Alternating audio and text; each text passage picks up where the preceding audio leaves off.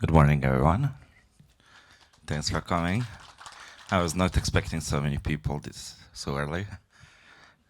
Heard you had a really good party last night. Yeah, so lots of talks here are very technical, so we'll start softly today, this morning, with very non-technical presentation. Basically, I want to share with you my perspective, how I've seen the evolution of crypto mass adoption over from its early days. So I was born here, what we call nowadays the region, and I could not find myself, like, where do I belong here in this mess. Felt pretty much isolated in some kind of bubble of some, I don't know, some weird stuff. And for me, the getaway from that bubble was another bubble, which is the internet bubble. So pretty much grew up on internet, like most of us, internet generation. And yeah, and I really cared about internet, anti-SOPA, anti-PIPA, and all this kind of stuff, protect the internet, that kind of stuff, more than protect the, I don't know, Todik or whatever. So yeah, and I found out from about Bitcoin in very early days, and somewhere on some internet forums or whatever. And for me was some genius idea, but I never thought it will be this big, that we will be here today. So it was more like kind of a fun thing of internet community of people who are like living in some kind of internet bubble, who are developing stuff, open source kind of stuff, and it was from my perspective at that moment, it was some kind of fun project of some internet dudes that will never become something what it's today. So they did not see it as some kind of investment vehicle about some, I don't know, speculative investment thing, but more like a fun thing of internet freedom fighters, internet people who truly care about the internet ecosystem, and was kind of an internal thing or internal joke maybe. And but people who were doing all this open source, they took it very seriously. They started developing all these different applications, all these different buttons. So donate buttons started appear everywhere. So from sites that we were using back then, like Pirate Bay, like Wikipedia, like lots of different open source projects. They were actually living on Bitcoin donations, and this is kind of where I noticed that okay, Bitcoin is actually has some kind of purpose, has some this kind of use cases, like Wikipedia for a long time it was accepting donations on Bitcoin, and later on, much later on, under influence of this carbon credit propaganda, it was switched off. And but then I realized that actually there are actually better, it's much more important, because there are some important people who put an organization for our society that are being cancelled, that are being silenced, that are being censored, and Bitcoin as a tool started to become a tool to overcome this kind of censorship and all these sanctions and all this. So it was much easier for whistleblowers, for journalists, for all these different kind of freedom fighters to continue with their thing, and to get support from the community. On the other hand, as you, like, for example, if you wanted to donate to WikiLeaks, not necessarily you wanted to dox yourself. So it was like very important to okay, support some cause, but actually to remain anonymous, to remain protect yourself as well, as not to being associated with this kind of organization, which potentially could be, I don't know, presented by mass media as something dangerous or something illegal. And that turned out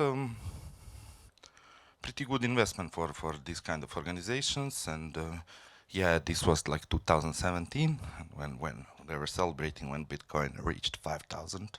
It was good old times.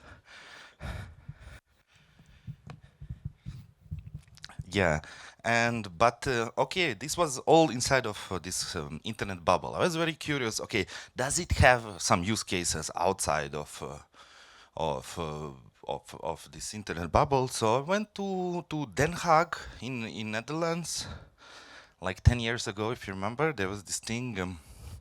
Netherlands, the Visa and Mastercard were not really accepted in anywhere. There were, it was either cash, either Maestro.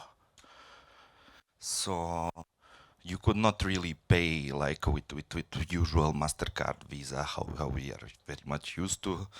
And Bitcoin was a way how to pay. And in this kind, there was this channel in Den Haag, and became like so-called Bitcoin Boulevard, where all bars, all restaurants accepted like Bitcoin as a payment. And there was only one store that didn't accept in that street, and this was a coffee shop. Even though like Bitcoin at that moment was presented as a thing for illegal drug money, here I was example totally opposite, where it was used in cafes and restaurant, but cannabis store did not accept Bitcoin and was like cash only. And there were more examples like I don't know where else. It was very rare use case. I remember in Finland there was also like in Finland there was a bar, super expensive bar. Like I was thinking like, okay, like 12 beer for 12 euros for one beer. Oh, that's expensive. Oh, but I can spend this useless internet money here. So that yes. Well, back then it was very important, like for me to confirm myself that this actually worth something, and I can spend it something. It's not just internet speculation. Yeah, and then I discovered that there is this. I actually live in Riga, Latvia, and we have this Air Baltic local airline which started accepting like crypto payments more than 10 years ago. So it was very convenient to fly with Air Baltic everywhere. You just like in a few clicks you pay with crypto and you fly. They continued with this kind of thing. Recently, they announced some NFT loyalty campaign. It's very interesting project, NFT use cases of using like they are upgrading their loyalty system to be like actually Web3. So anyone looking for some good use case of how NFT is actually incorporated in Europe in some kind of corporation or use cases, Air Baltic NFT called Planis or something like that.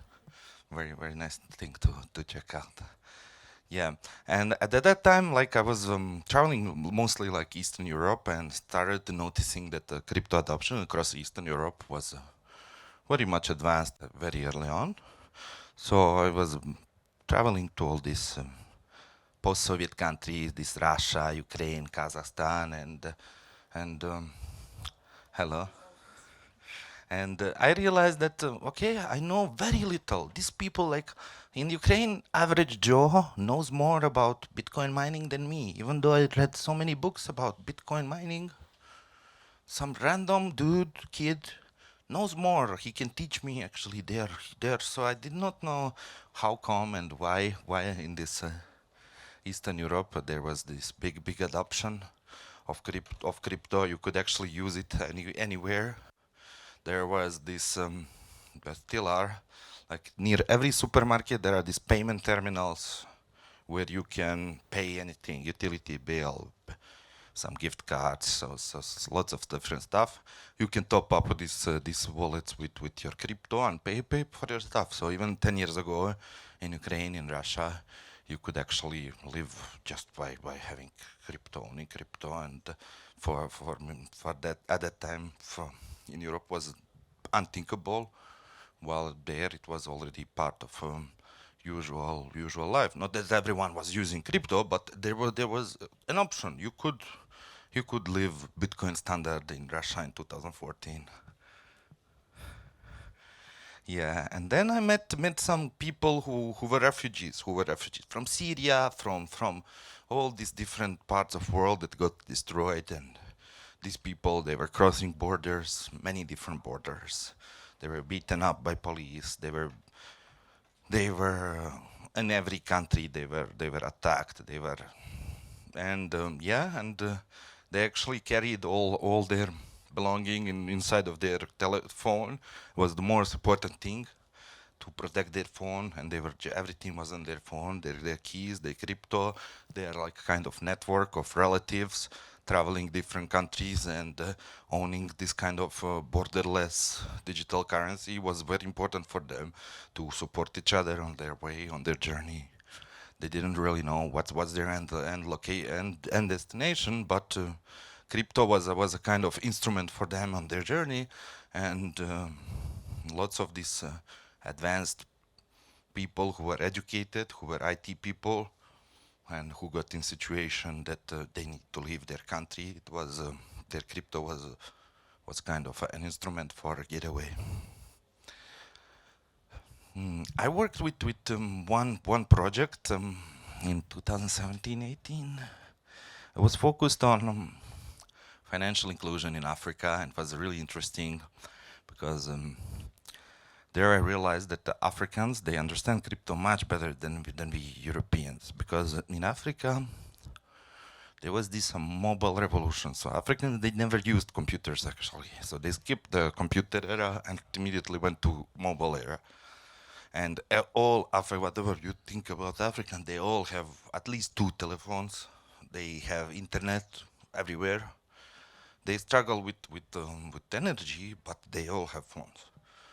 And there was this thing like 15, 20 years ago. There was this thing, like prepaid phone card. You can top it up, and actually you can spend this money. Like you can pay for taxi, you can pay for groceries, and this is how actually mobile credit, prepaid credit, started to become a currency in Kenya and Sub-Saharan Africa. And for Africans, they already like understood that money can be stored on your phone. It's not bank behind it. It's not anything behind it. It's just your money and your phone, and it works. For us Europeans, like, and we cannot still understand it, but yeah. But Africans, like, for them was a normal thing. So when they got introduced to Bitcoin and other crypto, for them, oh, okay, that's like M-Pesa, but without centralized telecom. Okay, perfect. So there was this project that we were working. It was like focused on really the most discriminated people who never had a chance to open a bank account, who were never part of global economy. There are like several billion of these people who are excluded, totally excluded, and they don't have even chance to be included in economy. So, and there was this user who found me. He had some support request. Support did not resolve it. Somehow he found me and he started chatting with me. I started solving his problem. So we kept in touch. So finally I had direct communication with user. I had validation that we are working on something real, not some scam project that is like just speaking stories about making a world better place. But actually there's this here use case of a guy who is Burundian refugee in Tanzania. There is like massive, very big refugee camp in Tanzania for these Burundi's people, and they're stuck there. They have food, they have shelter, but they cannot leave. So practically they are in prison. They don't have option to open bank account to get a job. So they are just living inside of this prison, and that's their life. And they somehow discovered this. I don't know even how they actually discovered about this cryptocurrency project for adoption of unbanked people, but they started onboarding each other. We incentivized very much like this growth, and it became like local economy. So he started constantly like to send me photos how they actually use this cryptocurrency within refugee camp. I remember once he was writing me in panic. We had some security updates, so that today there were no transactions, so we kind of like stopped network for a few hours just because of the some security update, and he was in panic. I need to return my debt, please tell me why this transaction doesn't go through. I'm looking at him, man. It's Sunday. I mean, if you would have bank account, that would be totally normal that you cannot send money on Sunday. But yeah, like we solved this issue like within 1 hour, and it was all okay. But yeah, for him it was like I need to return my debt inside of this. So this is how in Africa the, there was this big growth of, and still is, like people are utilizing Bitcoin as a real thing, as a utility that solves their everyday necessities. It's not just a thing to invest and pump and dump kind of stuff. Yeah, and had this also interesting experiences with these digital nomad communities. There were these people who travel around the world, who just with their laptop they work wherever they find a table, they just keep working, and lots of them they were like accepting payment as a Bitcoin, like in the early days. As they switch location, one day they are in Thailand, other day is they're in Indonesia, Vietnam, Cambodia, and they were just circling around this circle.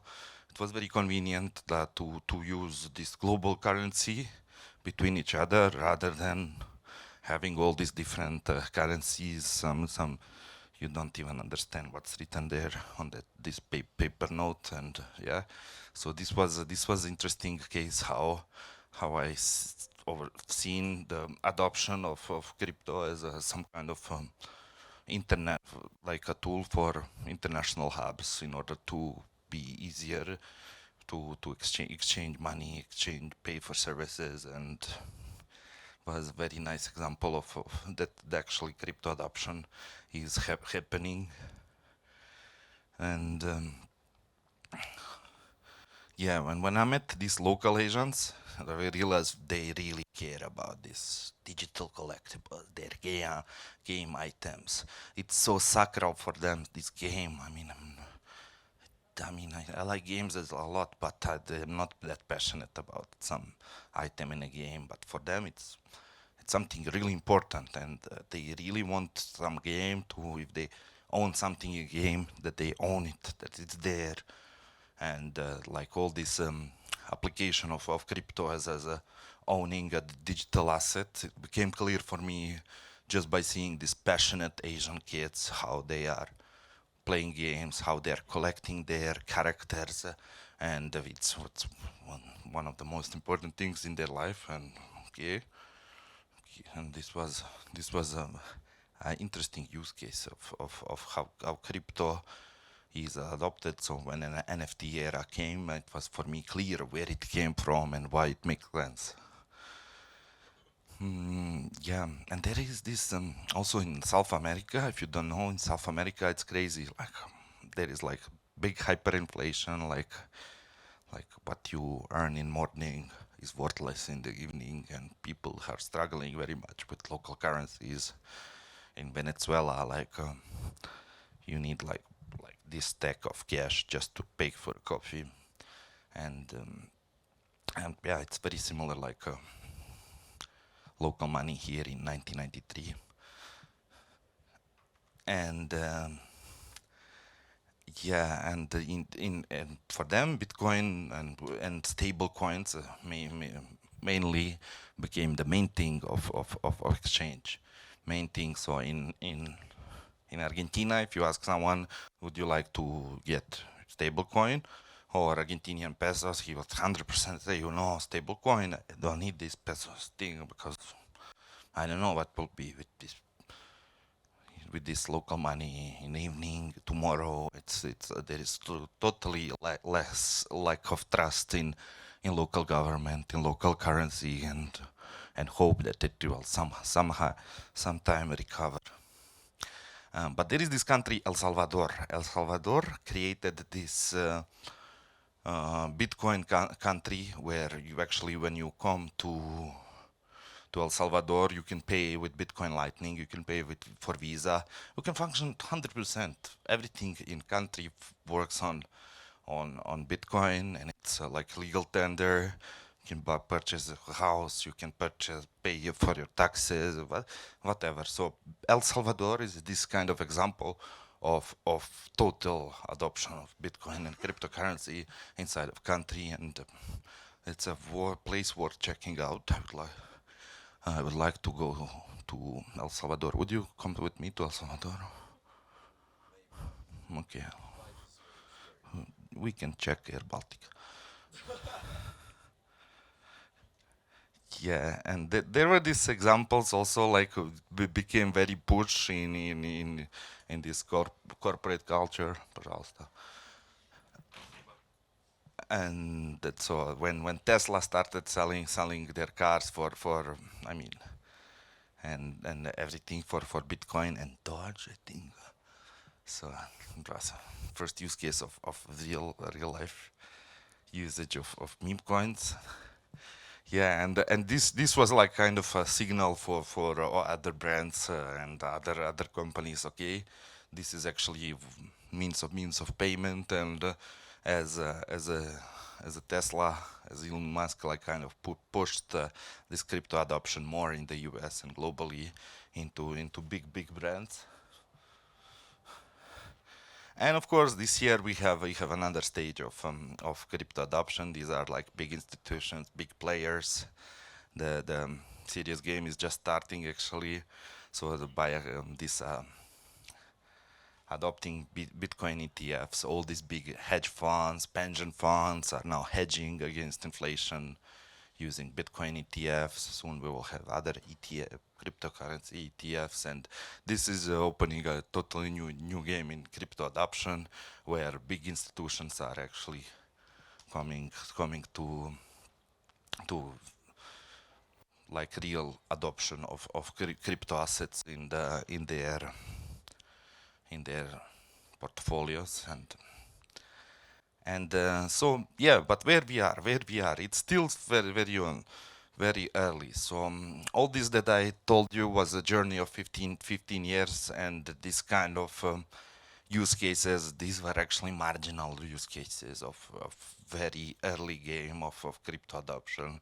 So there are how many people, like less than half billion people actually using crypto in their daily life, and that they're actually using crypto. And we are here, like on this conference, we're speaking about so many advanced stuff and very technical stuff on how we can help with scaling, how we can prepare for scale, because real scale is yet to come, because there is like 95% more people to be actually introduced to this concept of cryptocurrency and digital money, and there is long way in front of us in crypto mass adoptions, and how we can adopt this amazing technology that we work on the mass adoption. In my opinion, this will happen. They will not even notice it, because blockchain will be something that they don't know. They will not know about technical stuff behind it, same as they use internet without knowing what is TCP/IP. Same like there will be this just intuitive solutions that solve the problem. So future crypto users will probably not even know that they're using crypto. Yeah, and I work with at company called ITIS, where we actually build this kind of tools and services to make crypto useful for daily life purposes. And so we help crypto projects to work with this fiat to crypto to fiat. We build some kind of easy, intuitive wallet solutions for newcomers and no-coiners, and there are different kind of services to boost the crypto mass adoption further. That would be all from me today. We have another speaker. If someone has a question, we can just... No questions. Let's go further. Okay. Thanks for pitch. Most the developer questions. Most of the payment solution to crypto didn't provide the sandbox before you provide the business documents, like where you incorporate, etc. Mhm. And it's blocked adoption of the early startups who Mhm. are not incorporated yet. What's the situation with your payment infrastructure? Mm-hmm. Yeah, this is concrete a question about the ITES. So as a payment provider, sandbox. Sandbox. Yeah, there are these basically test sandbox. We can enable you some kind of test sandbox for testing purposes.